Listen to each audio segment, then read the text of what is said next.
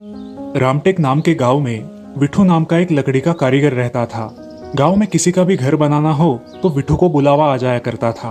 बारिश के मौसम में बैलगाड़ियां तैयार करना तथा खेती के औजार तैयार करना आदि काम वो कर लिया करता था। उस गांव में लोग उसे उसके काम के बहुत कम पैसे देते थे। उसे एक बेटा था, विजय। विजय बहुत ही सीधा और सरल था, इसी वजह से कोई भी उसे आकर ठग लेता था। विजय के दोस्त उससे कोई भी काम कम दाम में करवा लेते थे। जब विठू घर पे ना हो तब सारे दोस्त घर पर आकर विजय से अपने छोटे मोटे काम मुफ्त में करवा लेते थे। इस सब से विठू बहुत परेशान रहता था। अरे विजय, ये तुम्हारे लालची दोस्तों से जरा बच के रहना, ये तुम्हें आगे नहीं बढ़ने देंगे। ये तुमसे मीठी मीठी बातें करके काम करवा लेते हैं। बेटा, मुझे तुम्हारी बहुत चिंता लगी रहती है। पिताजी, हमें इस दुनिया में जिसने लाया है उसको चिंता होगी, हाँ आप चिंता मत करो। ऐसे ही कुछ दिन बीत जाते हैं। अचानक विठू की तबीयत बहुत खराब हो जाती है। किसी भी दवा का उस पर कोई असर नहीं होता। अब घर की जिम्मेदारी विजय पर आ पड़ती है। अपने पिता की तरह ही विजय लकड़ी की कारीगरी में माहिर था, लेकिन उसके भोले स्वभाव के कारण लोग उसका फायदा उठाते थे। ऐसे ही एक दिन सरपंच जी ने विजय को अपने घर बुलाया। नमस्ते सरपंच जी। नमस्ते। आओ विजय, जरा घर का काम निकालना था, इसलिए तुम्हें बुलाया।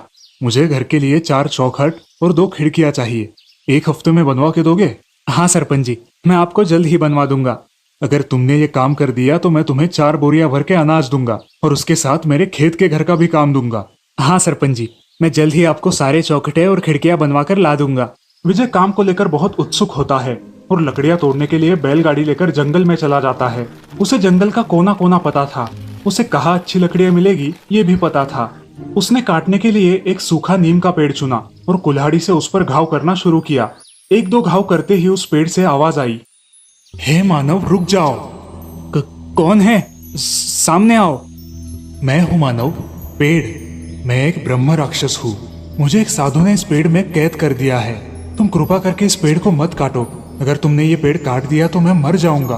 तुम मुझे जीवन दान दे दो, इसके बदले में तुम जो चाहो वो मैं दूंगा। मुझे आपसे कुछ नहीं चाहिए, मुझे क्षमा कर दीजिए। ब्रह्म राक्षस विजय की ये बात सुनकर प्रसन्न हो गया। तुम कहाँ से आए हो और नाम क्या है तुम्हारा? मेरा नाम विजय है, मैं यही पास के गांव से आया हूँ। विजय अपनी सारी हकीकत उस पेड़ को बता देता है और उसके लिए ब्रह्म राक्षस को बहुत बुरा लगता है। उस साधु ने बताया था कि जब तक तुम एक पुण्यवान आदमी की मदद ना करो तब तक तुम इस पेड़ से मुक्त नहीं हो सकते, और अब मुझे मौका मिला है मुक्ति पाने का। विजय, मेरे पेड़ की एक सूखी टहनी तोड़ लो और घर जाकर उसे जमीन पर पटक कर उस टहनी से जो चाहे मांग लो, तुम्हें मिल जाएगा। क्या? ये जादुई टहनी घर में जाकर मुझे जो मांगू वो देगी? हाँ विजय, ये टहनी तुम जो भी मांगोगे वो दे देगी, सिर्फ इसका गलत इस्तेमाल मत करना। हाँ ब्रह्म राक्षस, मैं इसका सही इस्तेमाल करूंगा। विजय वो टहनी अपनी कमर से बांधकर बैलगाड़ी लेकर अपने घर की ओर निकलता है। उसी गांव में श्याम नाम का एक और कारीगर रहता था, जो विजय को गांव में आता देख लेता है। अरे, ये विजय आज खाली बैलगाड़ी लेकर आ रहा है और कमर में उसने ये टहनी कैसी बांधी है? चालाक श्याम विजय का पीछा करते हुए उसके घर तक जाता है। क्या सच में ये टहनी जादुई है? मुझे इसे आजमा कर देखना चाहिए। अब विजय अपने घर के आंगन में उस टहनी को जमीन पर पटकता है और उससे बहुत सारी लकड़ियां मांगता है। तभी बहुत सारा लकड़ियों का ढेर वहां तैयार हो जाता है। ये सब देखकर विजय चौंक जाता है और अपने पिताजी को ये बात बताने के लिए घर के अंदर चला जाता है। जल्दबाजी में वो टहनी घर के आंगन में ही छोड़ देता है। ये सब श्याम ने देख लिया था। जैसे ही विजय घर के अंदर गया, श्याम ने वो टहनी वहां से चुरा ली। विजय ने घर के अंदर जाकर पिताजी को उस जादुई टहनी के बारे में बताया। घर के बाहर आकर उसके पिताजी भी चौंक गए। इतनी सारी लकड़ियां, कमाल है। लेकिन वो जादुई टहनी कहाँ है बेटा? अरे, यही तो रखी थी मैंने, कहाँ चली गई? विजय ने हर जगह ढूंढा, लेकिन उसे वो जादुई टहनी नहीं मिली। दूसरी तरफ श्याम ने उस टहनी का खूब इस्तेमाल किया और एक धनवान व्यापारी बन गया। धीरे धीरे विजय की सारी लकड़ियां खत्म हो गई और इसी वजह से वो कुछ लकड़ियां लाने फिर से जंगल की तरफ गया। अब मुझे दूसरे पेड़ों की लकड़ियां तोड़नी होगी। मैंने वो जादुई टहनी खो दी। उस नीम के पेड़ के सामने मैं किस मुंह से जाऊं? ये सोच के वो दूसरे पेड़ों की तलाश में वहां से चला जाता है। वो ब्रह्म राक्षस वाला पेड़ उसे देख लेता है और उसे आवाज देता है, विजय, तुम फिर से जंगल में आ गए? तुम्हें कुछ काम पड़ गया क्या? मुझे माफ कर देना ब्रह्म राक्षस, तुमने दी हुई टहनी मैं संभाल न सका। उसे कोई चुरा कर ले गया, इसलिए मैं यहाँ लकड़ियां लाने फिर से आया हूँ। अब वो उसे सारी घटना विस्तार से बताता है। ब्रह्म राक्षस अपनी विद्या से सब कुछ जान लेता है। ठीक है विजय, तुम मेरे पेड़ की और एक टहनी तोड़ लो। ये भी जादुई टहनी है, मगर मैं जैसे बताऊं वैसे ही करना। हाँ हाँ, आप जैसा बोलोगे वैसा ही होगा। ये जादुई टहनी जिस किसी बीमार आदमी के बदन पर घुमाओगे वो आदमी पूरी तरह से ठीक हो जाएगा। अब विजय के मन में अपने पिता का विचार आता है और वो उस पेड़ से धन्यवाद देता है। वो टहनी तोड़कर अपने कमर में लगाकर वहां से कुछ जरूरत की लकड़ियां लेकर चला जाता है। विजय गांव में आते ही शाम की नजर उस पर पड़ती है। आज विजय बहुत दिनों के बाद जंगल गया था और उसके कमर में आज भी एक टहनी थी। शाम को इस बात का भी अंदाजा था कि यह भी जादुई टहनी होगी, मगर उसका कैसे उपयोग करते हैं ये उसको नहीं पता था।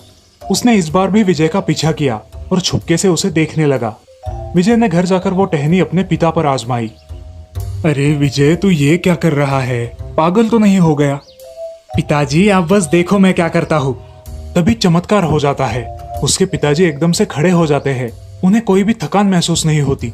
ये देख दोनों बाप बेटे खुश हो जाते हैं। विजय वो टहनी अपनी अलमारी में रख देता है और अब वो दोनों काम करने के लिए बाहर चले जाते हैं। इस बार भी शाम वो टहनी चुराकर घर ले आता है। विजय और उसके पिता काम करके घर लौटते हैं। पिताजी, आपने मेरी जादुई टहनी ली है? अरे विजय, मैं वो टहनी क्यों लूं? उससे मैं क्या करूंगा बेटा? विजय अब उदास हो जाता है। उसके पिता उसे समझाते हैं। अरे बेटा, तुम्हारे नसीब में नहीं होगी इसलिए नहीं मिली, जाने दो, हम हमारा लकड़ियों का कारोबार करेंगे। तुम मायूस मत हो। जो हमारे पास नहीं उसका गम करने का कोई फायदा नहीं। अब दोनों बाप बेटे काम में लग जाते हैं। ऐसे ही दिन बीत जाते हैं। एक दिन अचानक उस नगर के महाराजा बहुत बीमार पड़ जाते हैं और जो भी उनको अच्छा कर देगा उसे 1000 स्वर्ण मुद्रा बख्शिश रखा जाता है। अब शाम के मन में एकदम से विचार आता है। विजय ने अपने पिताजी को इसी जादुई टहनी से ठीक किया था। अब ये जादुई टहनी मेरे बहुत काम आएगी। ये जादुई टहनी मैं राजा के पास ले जाऊंगा और उन्हें ठीक करके उनसे इनाम मांग लूंगा। ये सोच के शाम महाराज के राज दरबार में चला जाता है। कौन हो तुम? मैं एक लकड़ियों का व्यापारी हूँ, मुझे महाराज से मिलना है। सेवक सूचना महाराज को देते हैं। महाराज जानते थे कि शाम जो लकड़ियों का व्यापारी है वो बहुत कंजूस और लालची किस्म का आदमी है। महाराज उसे अपने कक्ष में बुलाते हैं। प्रणाम महाराज। बोलो, यहाँ क्या काम है तुम्हारा? मेरे पास आपको ठीक करने की एक बहुत अच्छी दवाई है, मगर आप ठीक हो गए तो मुझे इनाम और मैं जो मांगूंगा वो देना होगा। ठीक है, मैं ठीक हो गया तो तुम्हें तुम्हारी मुंह बोली कीमत मिलेगी। अब शाम ने वो जादुई टहनी निकाली और महाराज पर उसका प्रयोग किया, लेकिन अनर्थ हुआ। महाराज ठीक होने से उल्टा और ज्यादा बीमार हो गए। हे भगवान, अब मैं क्या करूं? ये महाराज और इसके सैनिक मुझे नहीं छोड़ेंगे। यहाँ से निकलना ही ठीक होगा। पकड़ लो इस चालाक शाम को और इसे कारागार में डाल दो। दया महाराज, दया, आप बड़े दयालु हैं। मेरा ये गुनाह माफ कर दीजिए महाराज। सच्चाई क्या है बता दो, वरना आजन्म कारावास भुगतना पड़ेगा। महाराज, आप ही हमारे पालन करता हो, आपसे क्या छुपाना। अब वो महाराज को सारी सच्चाई बता देता है और ये भी बताता है कि कैसे उसने विजय से वो टहनी चुराई। महाराज विजय को राज दरबार में बुलाते हैं। सैनिक विजय को महल लेकर आते हैं और राजा द्वारा विजय को सारी सच्चाई समझ आ जाती है। विजय, हमें लगता है कि अब तुम ही हमें बचा सकते हो। क्या तुम्हारे पास कोई उपाय है?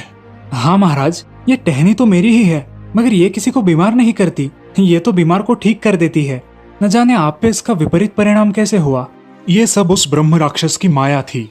अब विजय महाराज के सर से लेके पांव तक वो जादुई टहनी घुमाता है और महाराज एकदम से ठीक हो जाते हैं। वे बेहद खुश होकर इनाम में विजय को 5000 स्वर्ण मुद्रा और गांव की 100 एकड़ जमीन बख्शिश के रूप में देते हैं। वहां ब्रह्म राक्षस को भी उस पेड़ से मुक्ति मिल जाती है। शाम को महाराज दंड के साथ साथ 5 सालों की सजा सुनाते हैं। अब विजय और उसके पिताजी एक खुशहाल जिंदगी बिताते हैं। इस कहानी से हमें ये सीख मिलती है कि हमें चोरी नहीं करनी चाहिए, क्योंकि हर छोटी मोटी चोरी कभी ना कभी पकड़ी जाती ही है।